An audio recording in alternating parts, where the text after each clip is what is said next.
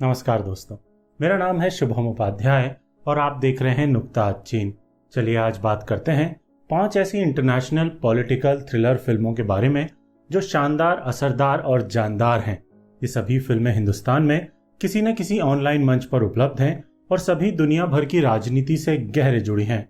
कुछ सच्ची ऐतिहासिक घटनाओं पर आधारित हैं तो कुछ सच्ची ऐतिहासिक घटनाओं की टेक लेकर यथार्थ के करीब नजर आने वाला काल्पनिक ताना बाना बुनती हैं। कुछ हैं जो हमें तंग सोच वाली राजनीति के प्रति सचेत करना चाहती हैं, तो कुछ गुजरे वक्त में बनी होने के बावजूद आज के दौर की कुटिल राजनीति तक पर कटाक्ष करने का हुनर रखती हैं। आप इनसे क्या सीखते हैं यह आप पर है, लेकिन ये सभी ऐसी फिल्में हैं जो थ्रिलर जॉनर से जुड़ा खालिस मनोरंजन देने के साथ साथ तमाम तरह की राजनीतिक विचारधाराओं के उपयोग दुरुपयोग को भी समझने में मददगार साबित हो सकती हैं।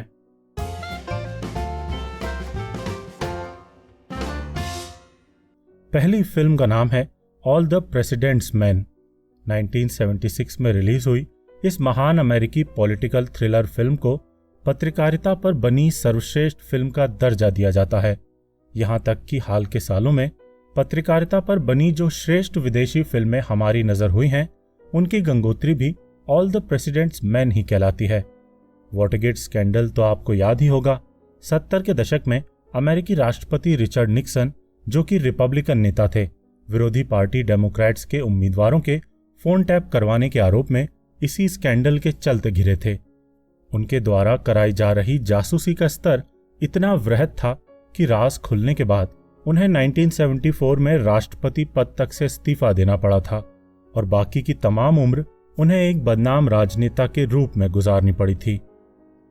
ये फिल्म उसी वॉटरगेट स्कैंडल की लंबी पड़ताल करने वाले 2 खोजी पत्रकारों की कहानी दिखाती है, बॉब वुडवर्ड और कार्ल बर्नस्टीन, जिन्होंने सिर्फ एक मामूली चोरी की घटना मानी जा रही वॉटरगेट ब्रेक इन को अमेरिकी इतिहास के सबसे बड़े राजनीतिक स्कैंडल के रूप में लोगों के सामने उजागर किया था।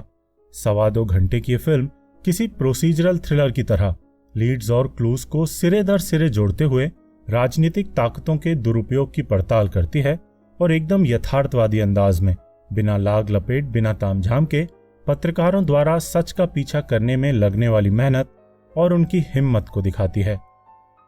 बदकिस्मती से ये फिल्म ना तो नेटफ्लिक्स, ना अमेज़न प्राइम और ना ही हॉटस्टार पर मौजूद है, लेकिन इसे आप यूट्यूब पर कुछ कीमत अदा कर जरूर देख सकते हैं। एकदम सच्ची घटनाओं पर बनी इस बेमिसाल पॉलिटिकल थ्रिलर को देखिएगा जरूर। ये नेताओं द्वारा सत्ता के दुरुपयोग की भौचक कर देने वाली कहानी तो कहती ही है, साथ ही मौजूदा दौर के उस हिंदुस्तान को भी आईना दिखाती है जहां पर पत्रकारिता का स्तर लगातार गिरता जा रहा है। प्रेस की आजादी हर मुल्क के लिए कितनी जरूरी होती है, इस फिल्म से बेहतर आपको कोई नहीं समझा सकता।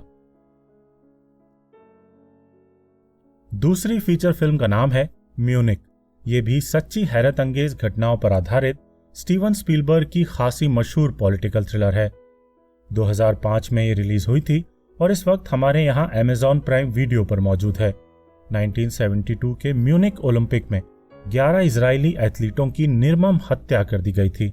ऊपरी तौर पर म्यूनिक की कहानी इसी नरसंहार का बदला लेने निकले कुछ इजरायली एजेंटों के बारे में है, जिनका की मिशन उन 11 फिलिस्तीनियों को ढूंढकर मारना था जो कि म्यूनिक में हुए यहूदियों के नरसंहार के दोषी थे। लेकिन स्पीलबर्ग साहब ने अपनी इस धीमी गति की फिल्म को रिवेंज लेने की एक स्टैंडर्ड फिल्म नहीं बनाया, बल्कि अपने इजरायली नायक के आंतरिक संघर्षों की टेक लेकर इजराइल और फिलिस्तीन के पॉलिटिकल कॉन्फ्लिक्ट्स पर एक मानवीय नजरिया सामने रखा, जो कहता है कि 2 देशों के इस राजनीतिक संघर्ष में नुकसान सभी का हो रहा है, फिर चाहे वो फिलिस्तीनी हो या इजरायली। सनद रहे कि स्टीवन स्पीलबर्ग खुद एक यहूदी हैं और फिर भी खुद को तटस्थ रखकर उन्होंने म्यूनिक के बहाने इजराइल और फिलिस्तीन के दशकों पुराने कॉन्फ्लिक्ट पर एक हिम्मती नजरिया पेश किया था, जिस पर फिल्म की रिलीज के वक्त कई इजराइल समर्थकों ने आपत्ति तक दर्ज की थी। खैर, पॉलिटिकल थ्रिलर होने के साथ साथ म्यूनिक एक उम्दा साइकोलॉजिकल थ्रिलर फिल्म भी है, जो कि सही गलत के बीच जूझते अपने नायकों के बहाने उनकी मानसिक स्थिति को भी दिल दहला देने वाले अंदाज में दिखाती है।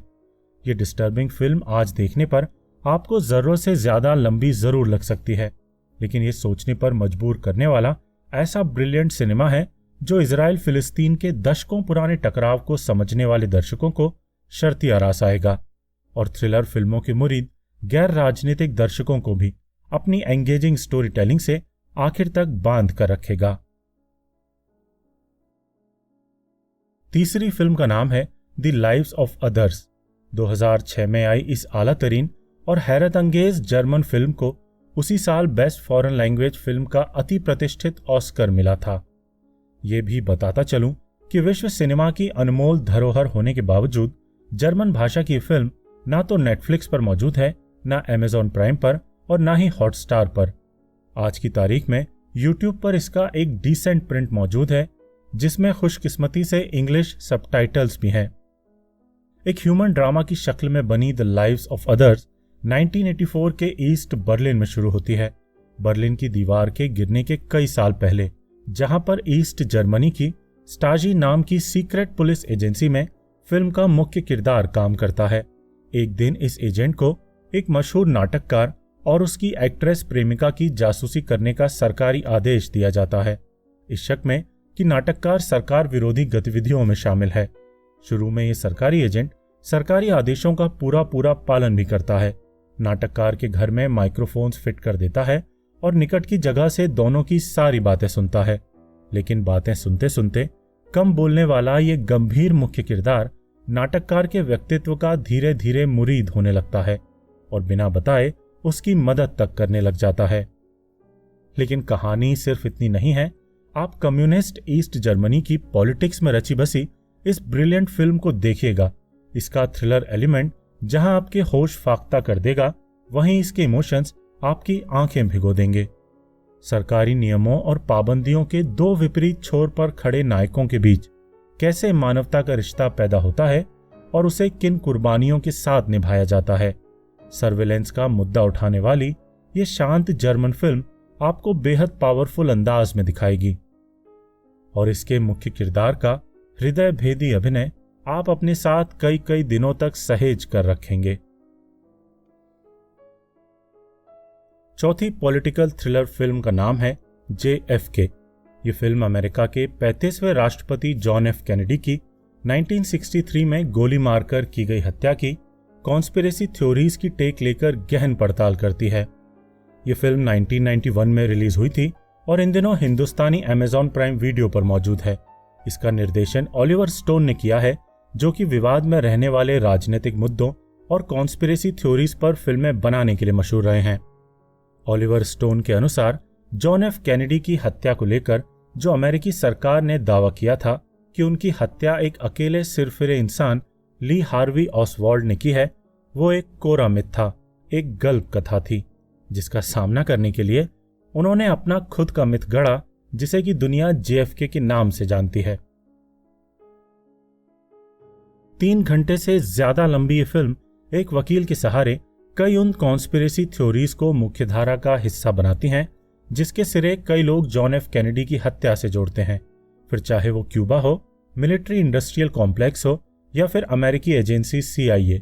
इस शानदार फिल्म को रिलीज के वक्त से लेकर अब तक ढेरों आलोचनाओं का शिकार होना पड़ा है, क्योंकि ये फैक्ट्स पर कम फिक्शन, फैब्रिकेशंस और हियरसे यानी कि सुनी सुनाई बातों पर ज्यादा आधारित है। लेकिन ये ऐसी लाजवाब पॉलिटिकल थ्रिलर है कि जिसे आप 3 घंटे तक दम साध कर देखते चले जाएंगे। एक तो इसका क्राफ्ट, इसकी एडिटिंग और इसका निर्देशन बेहद हिप्नोटिक, बेहद सम्मोहक है। ऊपर से केविन कॉस्टनर ने कैनेडी की मौत का सच जानने निकले पैशनेट वकील की मुख्य भूमिका इतने दमदार अंदाज में निभाई है कि उनकी दी गई दलीलों पर आपको यकीन होने लग जाएगा। ढेर सारे किरदार, कई कई फ्लैशबैक्स और अथाह जानकारियों से भरी होने के बावजूद यह फिल्म आपको एक क्षण के लिए भी बोझिल नहीं करती और ये सारा कमाल इसके निर्देशक का है। इस आलातरीन पॉलिटिकल थ्रिलर को देखिएगा जरूर, बस सच्चा ऐतिहासिक दस्तावेज मानकर नहीं। फैक्ट और फिक्शन को मिलाने वाली इस फिल्म को देखने के बाद गूगल करके सही जानकारियां एकत्र जरूर कीजिएगा। 5वीं और अंतिम फिल्म है वी फॉर वेंडेटा। 2005 में रिलीज हुई ये पॉलिटिकल थ्रिलर कई सारे राजनीतिक विचारों को एक्सप्लोर करती है और इस वक्त हिंदुस्तानी नेटफ्लिक्स पर मौजूद है। कहानी एक अल्टरनेटिव फ्यूचर में स्थापित है जहां सन 2032 के ब्रिटेन में एक फांसीवादी सरकार की हुकूमत है, जनता बंदिशों के बीच जीने को मजबूर है और सभी तरह के विरोधों को क्रूरता से दबा दिया जाता है। इस दमनकारी माहौल में वी नाम का एक रहस्यमयी मुखौटाधारी फ्रीडम फाइटर इस टोटलिटेरियन गवर्नमेंट के खिलाफ हिंसा का सहारा लेकर विद्रोह शुरू करता है। साथ ही एक युवा लड़की को अपने विचारों से अभिभूत कर उसे अपने साथ लाने के लिए कुछ कठोर तरीकों का इस्तेमाल करता है। वी फॉर वेंडेटा असल में इसी नाम की ग्राफिक नॉवल पर आधारित है, जिसे कि एलन मोर नाम के लेखक ने 1982-83 में लिखा था। एलन मोर को अंग्रेजी भाषा के सर्वश्रेष्ठ कॉमिक्स राइटर्स में गिना जाता है और खुद को एनार्किस्ट मानने वाले इस ब्रिटिश लेखक की लिखी कॉमिक्स पर पिछले साल ही एचबीओ ने वॉचमैन जैसी आलातरीन टीवी सीरीज बनाई है। बहरहाल वी फॉर वेंडेटा में एक वायरस का भी सबप्लॉट है जो कि लैब में तैयार हुआ है और सत्ता हथियाने के लिए इस्तेमाल होता है। फिल्म के कई संवाद भी खासे मशहूर हुए हैं और इसके नायक द्वारा पहना गया गाय फॉक्स मास्क भी ऐतिहासिक महत्व रखने के साथ साथ मौजूदा दौर में वैश्विक स्तर पर पहचाना जाता है। इसकी कई पॉलिटिकल थीम्स और सिंबोलिज्म को आप अपनी अपनी राजनीतिक समझ के आधार पर डिकोड कर सकते हैं और इसे देखते हुए आपको बेहद आसानी से जॉर्ज ऑरवेल का कालजयी उपन्यास 1984 याद आ सकता है। इस फिल्म का खलनायक हिटलर से भी प्रभावित है।